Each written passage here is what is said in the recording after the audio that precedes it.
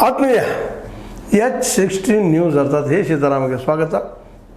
ನಾನು ನಿಮ್ಮವ ಆಯತು ಮಲ್ಲಪ್ಪ ಜ್ಯೋತವರ್. ಆತ್ಮೀಯರೇ, 50 ವರ್ಷಗಳು ಕಳೆದು ಹೋಗ್ಬಿಟ್ಟು ತುರ್ತು ಪರಿಸ್ಥಿತಿ ಜಾರಿಯಾಗಿ ಅದು ಮುಗಿದು ಹೋಯ್ತು ಅನ್ನೋದು ಈಗಾಗಲೇ ಒಂದು ಕಹಿ ನೆನಪು ಇತಿಹಾಸದಲ್ಲಿ, ಅದು ಭಾರತದ ಇತಿಹಾಸದಲ್ಲಿ, ಸ್ವತಂತ್ರ ಭಾರತದ ಇತಿಹಾಸದಲ್ಲಿ ಪ್ರಪ್ರಥಮ ಬಾರಿಗೆ ಒಬ್ಬ ಸರ್ವಾಧಿಕಾರಿ ಉದಯವಾದಂತಹ 1975ರ ಆ ದಿನಗಳು ನಿಶ್ಚಿತವಾಗಿಯೂ ಇವತ್ತಿಗೂ ಸಹಿತ ಮನವನ್ನು ಕಲಕ್ತಾ ಇರ್ತಾವೆ.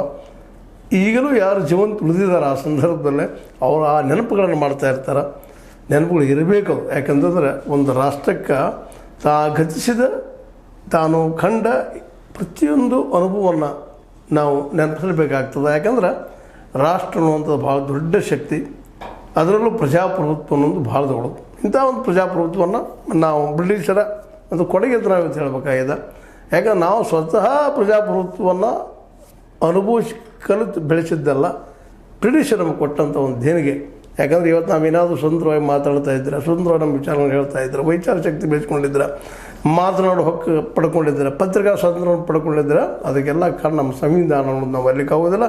ಜೊತೆಗೆ ಪ್ರಜಾಪ್ರಭುತ್ವ ಅನ್ನುವಂಥ ಈ ಶಬ್ದ ನಮ್ಮನ್ನು ಇವತ್ತು ಎಲ್ಲ ದೃಷ್ಟಿಯಿಂದ ಜಗದಲ್ಲಿ ಹೌದಪ್ಪ ನಾವು ಈ ಪ್ರಜಾಪ್ರಭುತ್ವದ ಅಂಗ ಅಂತ ಹೇಳ್ಕೊಳ್ಳೋಂಥ ಒಂದು ಸ್ಥಿತಿಯಲ್ಲಿದೆ.